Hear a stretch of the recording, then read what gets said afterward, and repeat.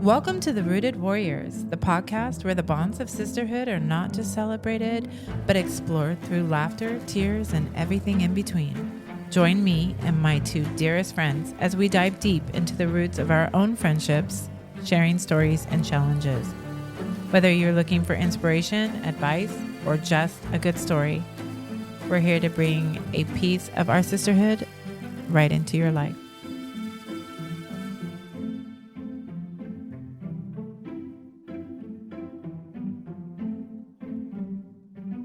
Hey warriors, today we're stepping into a space many of us know too well, the raw and tender journey through grief. It's in these moments of deep loss that we often search for meaning, and sometimes we find a strength we didn't know we had. We have a wonderful guest joining us to talk about the power of perseverance in grief and how in heartache we can find hope and even joy. On today's episode, we are honored to have with us Miss Staci Wynn. Whoop, whoop. Longtime Ripponite. Fun fact, 1995 Miss Almond Blossom. What? Here to talk with us today about grief in all areas of life. Hello, ladies. Hello, hello. Well, hello, beautiful sister. Happy hump day. Whoa, whoa. How has our week been? Wednesday in the house. It's been great. It's been busy.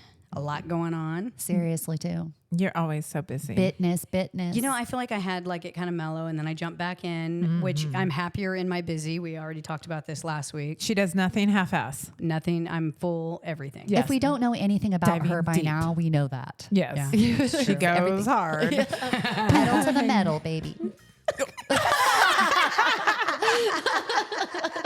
It's who could reach that button quickest. It's like a rush. It's What like a about rush. you, Andy?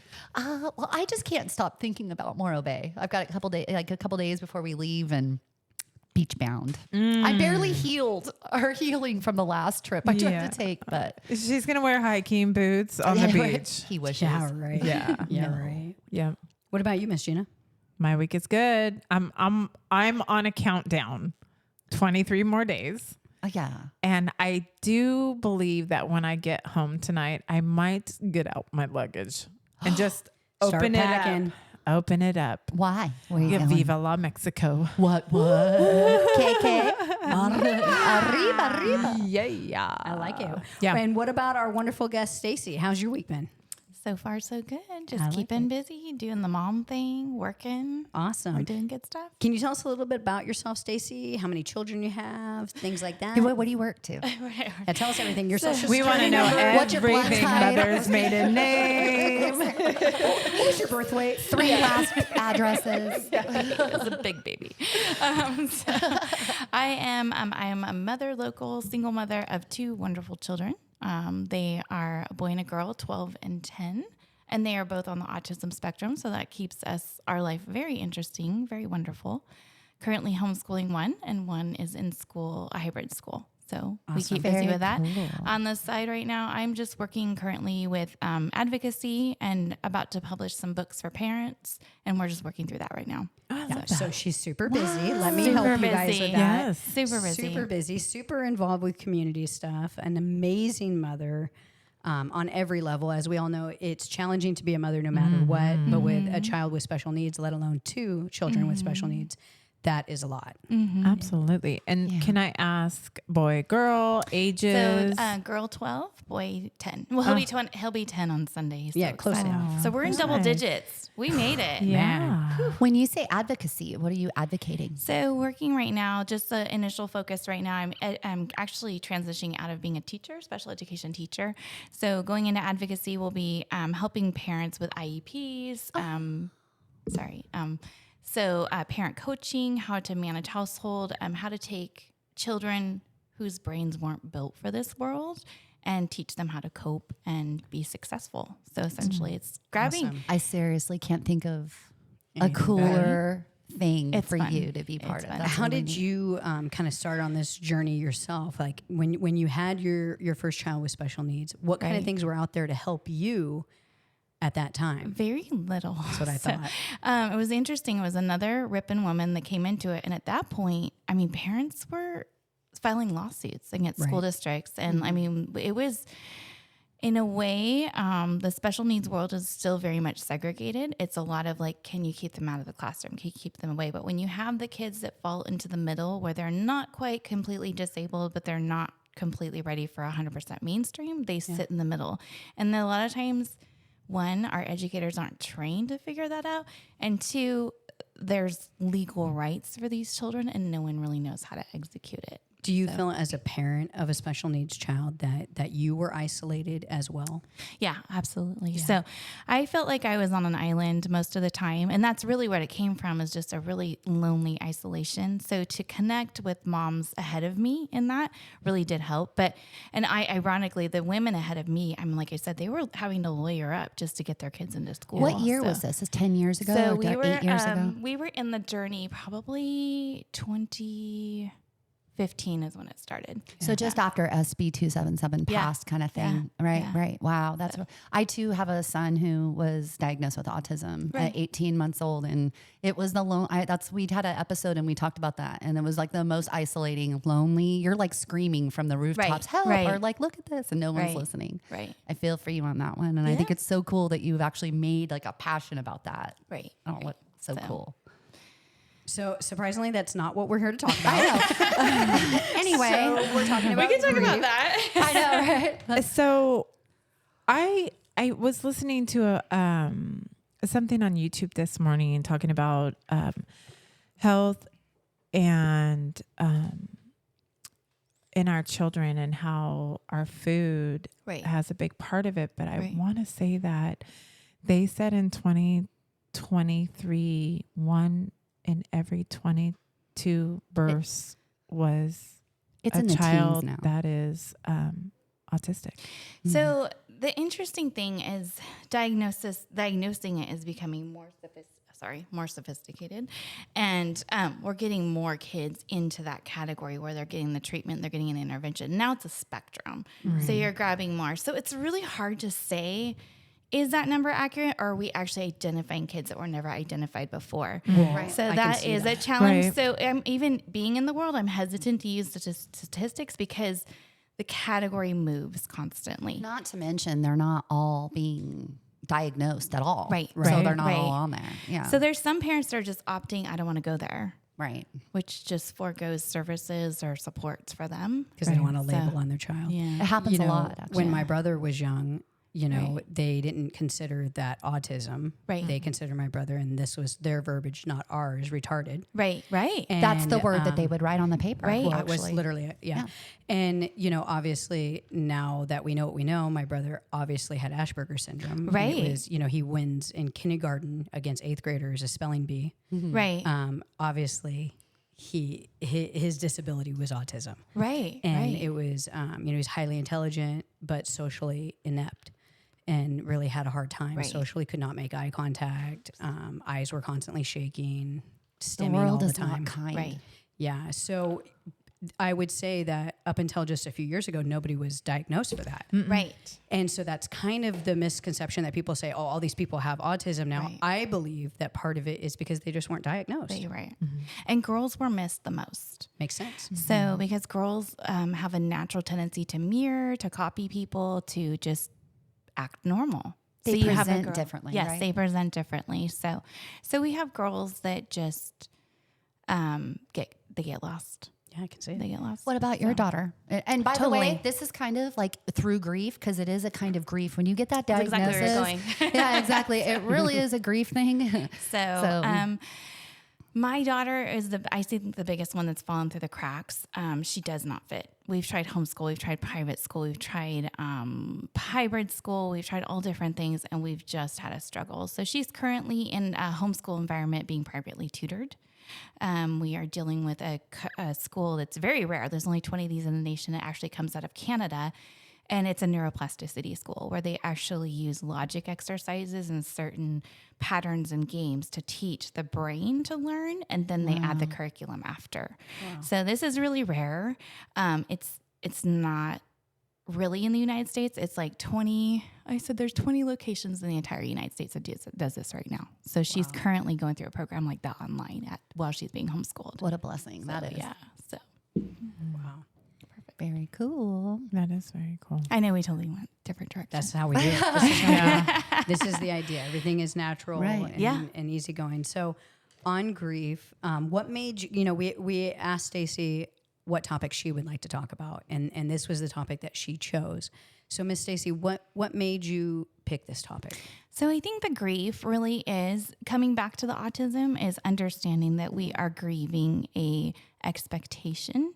When, it's like, I give the best explanation of how it felt. I remember her being a toddler and just sitting at a cocktail party with a bunch of moms like, hey, we're going to do cocktail night. And there's about 10 moms sitting around and everybody's talking about challenges as motherhood. And I remember saying, yeah, I think there's something not right with my daughter. And like, she does this. And I think I went through 7 or 8 things. And then this happens. And then that happens. And one by one, at least one mom in the room is like, oh no, my kid does that. My kid does that. Right. And I think at the end, as I got around the circle, I finally said, but does your kid do everything? Did any of your kids do all 10 of those things? And that's when I realized, yeah, one of these things is probably typical, but all 10, that we're having a problem. Like when the air conditioner comes on, it shouldn't drive a kid crazy. If the bathroom fan's on, it shouldn't make a kid want to run out into the street. So things like that. So that's when I try to explain it to people as my world started realizing that I'm dealing a kid that feels everything times 10. So imagine you get ice cream and it has sugar in it. But suddenly that ice cream has 10 times the sugar. How does it taste? Right. So you start really thinking, freaking good. Really freaking good. In some cases, especially like caramel sauce, Let's talk about it. It's my favorite. But I start explaining things to people like even something good, if you feel it 10 times 10, but if you feel pain, feel it times 10, then you're looking at a brain that's rewired that doesn't match this world. So you walk into, even just walking into church, okay, they turn on the music really loud. There's lights flashing. They're crowded in, they're packed in. All these different things are times 10. It's not normal. So they wonder why special needs kids have a hard time just going to church. Like, whoa, this is a welcome. Well, I don't know. It's pretty crazy. So just that whole theory of understanding that your child has a brain that is completely amazing. I mean, the thing this kid can do, she started animating it at age 8 and she teaches other kids and she she can come home from school and in 5 minutes animate a whole scene from the day. Like last year, something happened, like she threw up at school and the teacher came out to the playground and like hosed it down and she came home and animated the whole thing. Yeah. As in she acted it out for you? No, she coded it online and created a cartoon for it. That is the coolest thing ever. So my brain wasn't letting me go there because I felt like it was she literally, insane. so it started with these comic strips that she would draw in like 5 minutes. She'd have these little like, almost like a Peanuts cartoon and it would turn into a comic strip. And she could draw out anything, and then it turned into coding, and now it's full out animation. It's hilarious. God, don't ever argue with her. She will animate the argument. Oh my gosh, that is the coolest thing ever. What a great talent. So is there anything that you can send us that we can actually put a link on our website? She'll let me. If she'll let me. Ask her to pick something else that she's proud of. So that we'll is do so it. Cool. So she, one thing I will say about her, like with autism, you have the high lows. So you have like a social thing. Now she did have quite a bit of intervention at a young age because she was just struggling so much.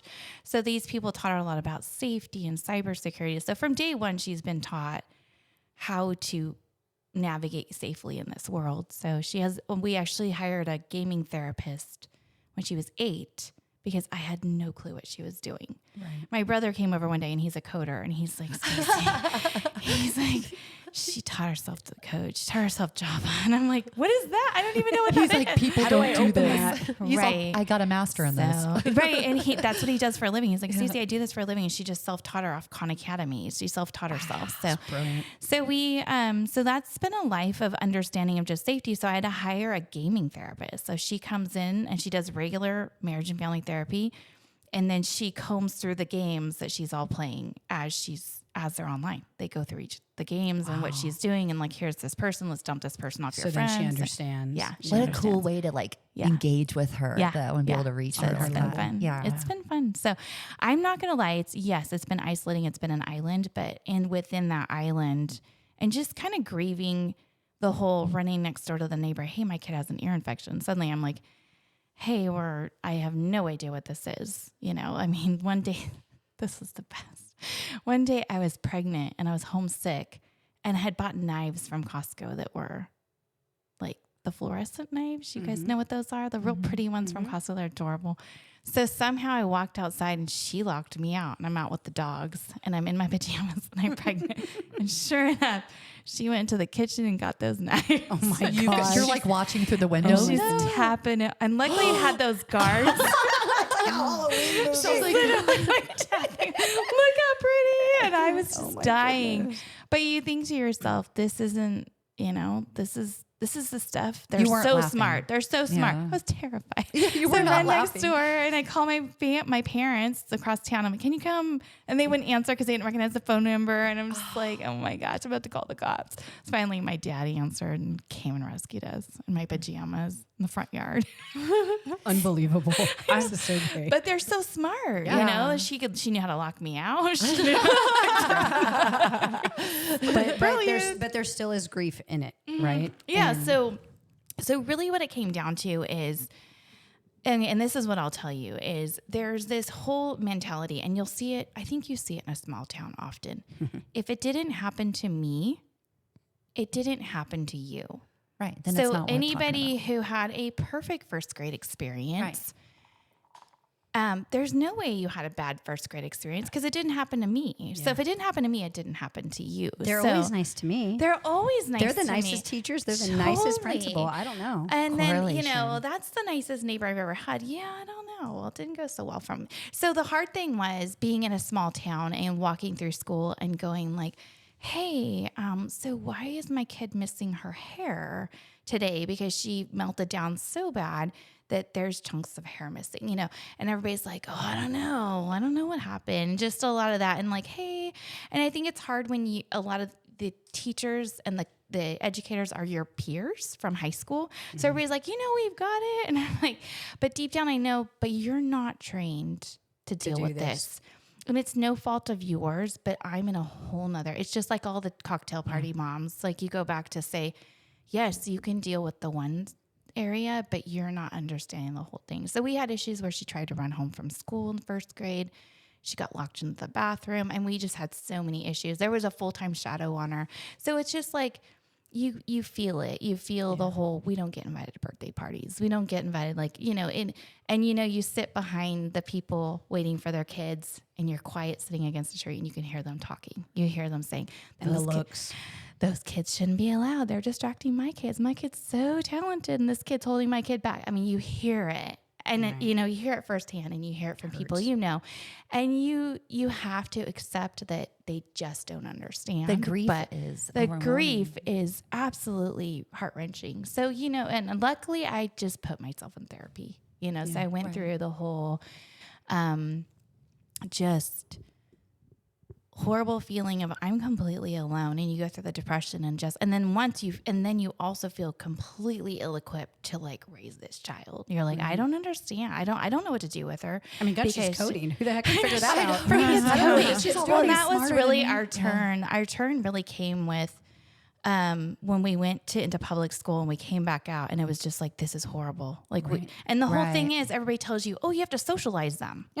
Yeah. With who? To do. Well, my lab did just fine in the backyard, so we're not going to socialize her. So she came home from first grade and finally said, I don't want to go to school anymore. And the first time in my life, which, okay, let's be honest, I made fun of homeschoolers. I'm like, they don't have social skills. Horrible people. Little weirdos. I know. Like, I don't know about those homeschoolers. Like, we were normal. We got picked on.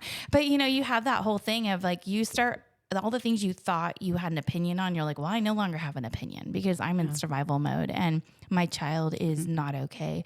So it was interesting. At that point, we started homeschooling and you're all alone again. Yeah. There's no support. There's no nothing. Mm-hmm. There's no anybody. And one thing is I don't have a clue how to be a mom, let alone a teacher.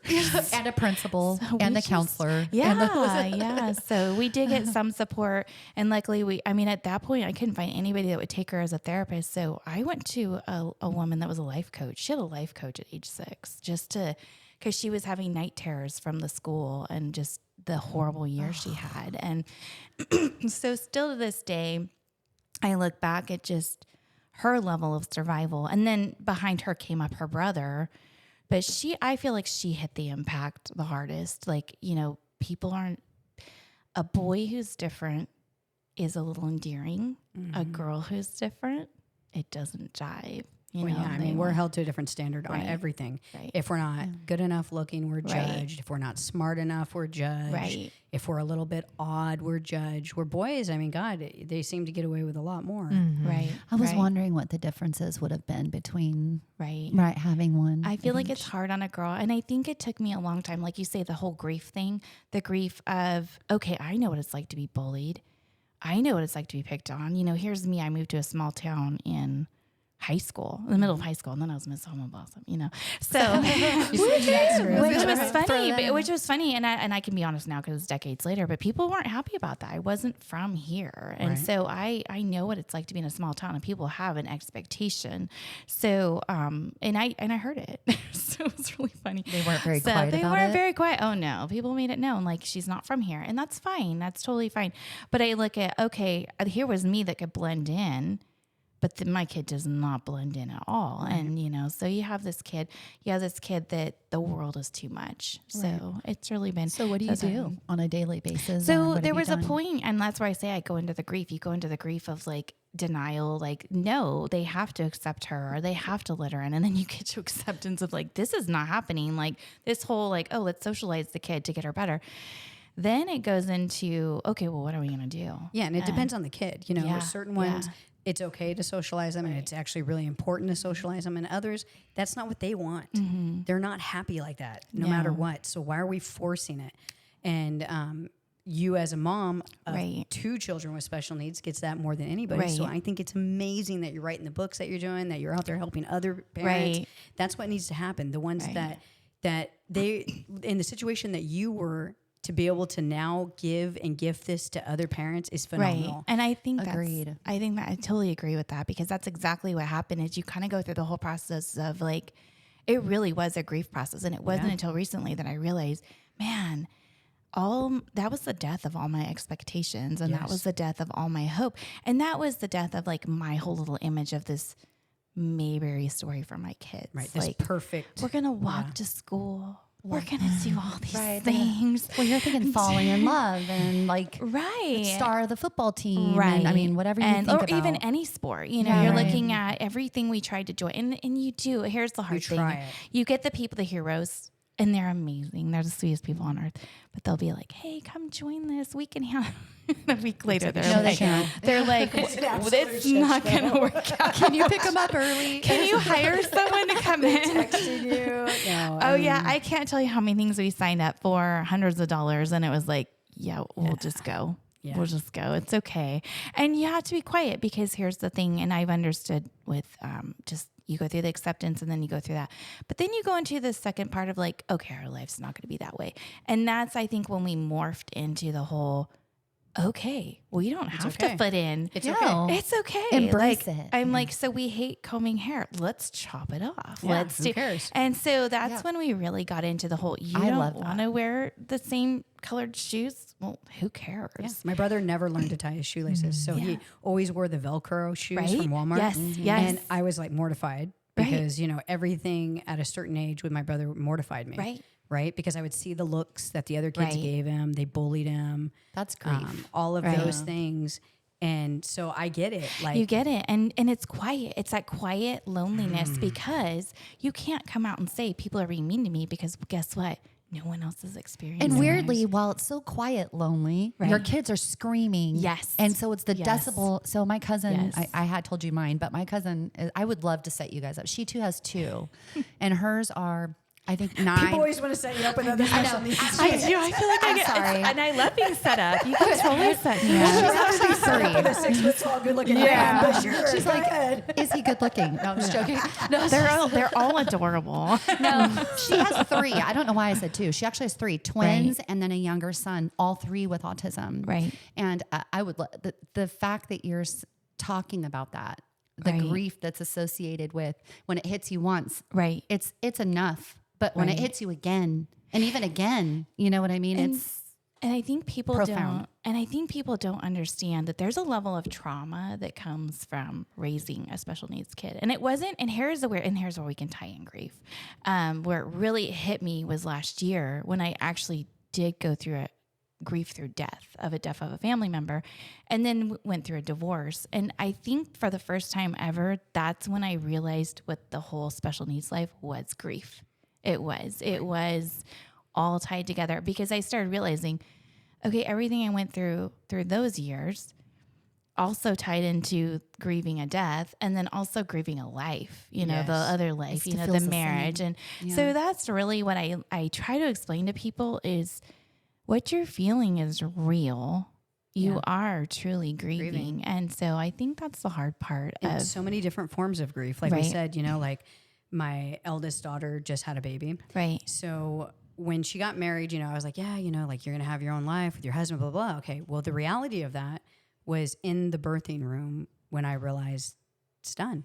I'm no longer the parent. Wow. And so for 3 months, I've been grieving the loss of my daughter. Right. And that is as painful in its own right as any other type of grief. She'll make me cry. Oh, yeah. I thought she was going to make me cry right I now. feel like there's so many forms of grief. There's so many forms of grief. Like right now, I'm grieving my 50s, like getting older. You know, just the aging and the could bins and time, like grieving time. That it's like you get older and then you realize that it's slipping by. Right. Quick. I'm grieving my old body I used to. or the realization that, like for my cousin, lost her mother the year before. She lost her father, and it's like, boop, you're next, right? You're that next generation. You know, it just moves so fast. Well, now you are the leader too. Now the pressure, you are the matriarch. Yeah, you know what I mean, or whatever. No, it's true. So I think that's where I finally connected back, though, and getting off the island is realizing when I realized what I was in was grief, I stopped trying to explain my story, and I started being like, oh, you're grieving your daughter. Oh, I know what grief is. And that started becoming, it was weird because suddenly I'm like, I can connect back into this world, right? I can relate with you. There's a place for me here. But it was, and that's exactly how I came back. I feel like I came back into the world, because I went from, okay, this is just grief. This is it. This is what I'm dealing with. And so like someone like you, we can talk about grief about your daughter and my daughter, and we're talking about the same thing. Exactly. But now we're not in two different worlds, and we're not in that world where it's like, hey, if it didn't happen to me, I don't get it. You know? So. No. And I think that's part of maturity too, and having empathy. Right. And looking back, the looks that you're given sometimes is not people being like, oh, they're having empathy. Because they're like, oh man, like I feel for that. And it's not like I feel sorry for you, you're sad, it's not that. They have empathy. Right. And as adults and grown women with their own children, it's empathy. Right. And sometimes they just haven't experienced it yet. Yeah, so they or just lack of knowledge. Some just don't know. Yeah. They just don't know to feel that because they've never been exposed to that. Right. And when it does happen, God help them. Right. You know what I mean? Like seriously, they will know then, and they will remember, unfortunately. You know what I mean? So I feel like, I don't know. I love that you're looking through the grief and always trying to find the silver lining or what to find joy about, you know what I mean? Instead of just kind of, like you said, you don't belong staying on that island. No, I didn't. And I did not think that grief was what would bring me back.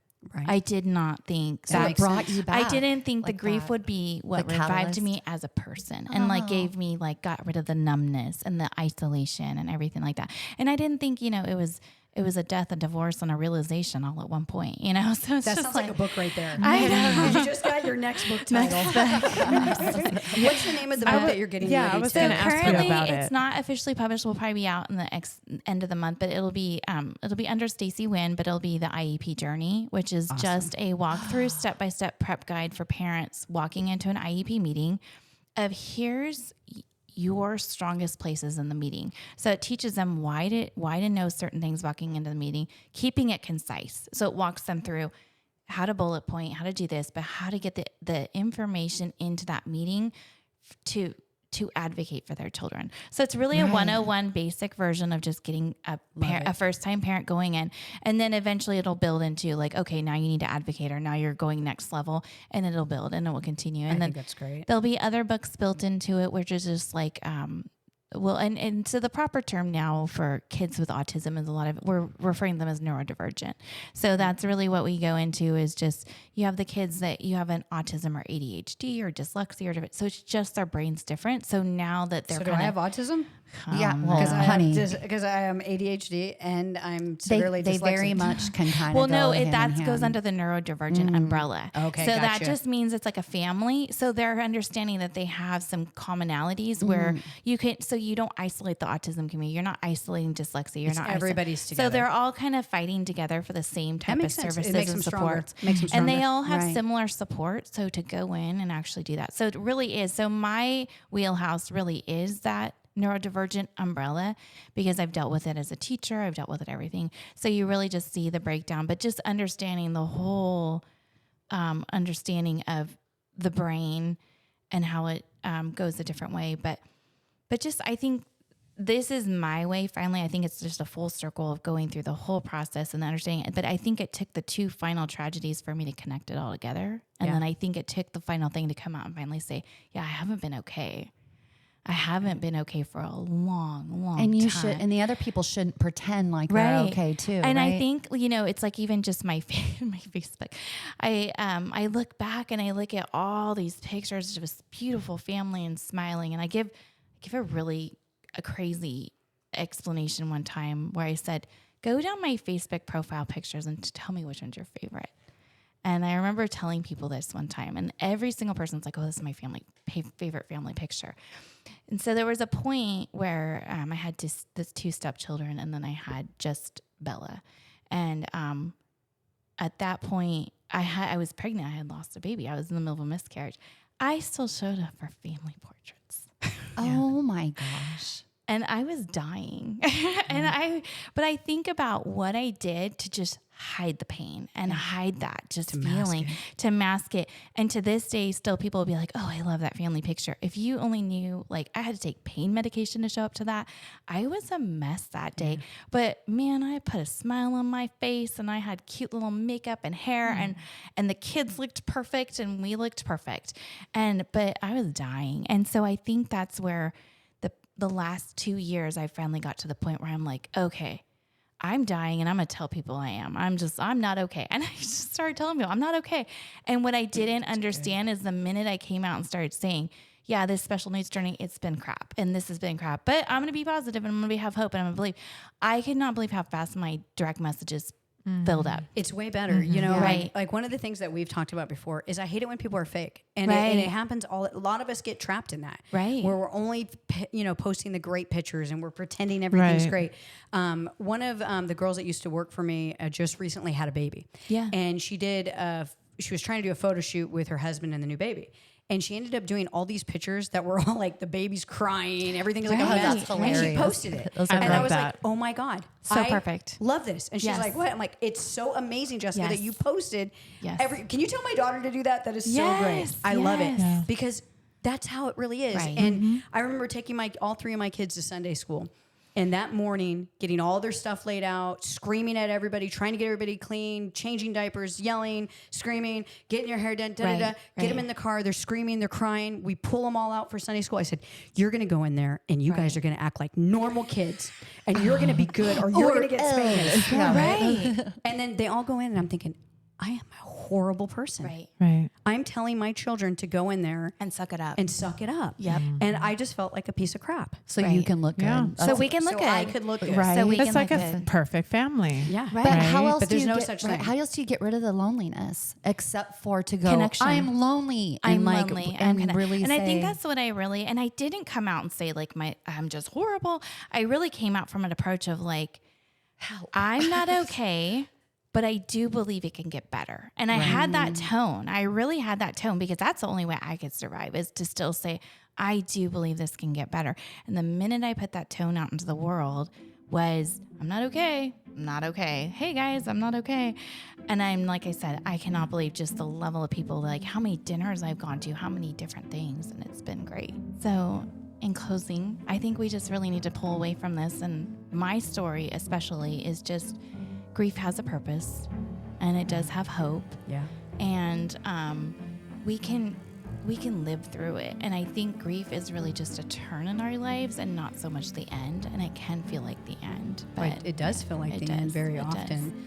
But you got to ride those waters. We do. You know? We do. So I think in essence, grief saved me in the end. And I think it was having Great way three, to put it. and I think it was having the crippling grief of 3 areas of my life compounding on me that I realized I'm either going to fall to the bottom or I'm going to come out. And it was just all those connections that brought me out. Grief So Well, yeah. I believe not only So- are you going to come out, you're going to come out on top. Right. You already are, girl. Yeah. I am quite happy. So, all right. This is Mighty Mo reminding you that even in the depths of your grief, there is a purpose waiting to be uncovered. Healing doesn't follow a straight path, but along the way, we often find our deepest strengths. Trust in the journey, stay rooted in who you are, and let the purpose guide you towards the light. Feel blessed, be blessed.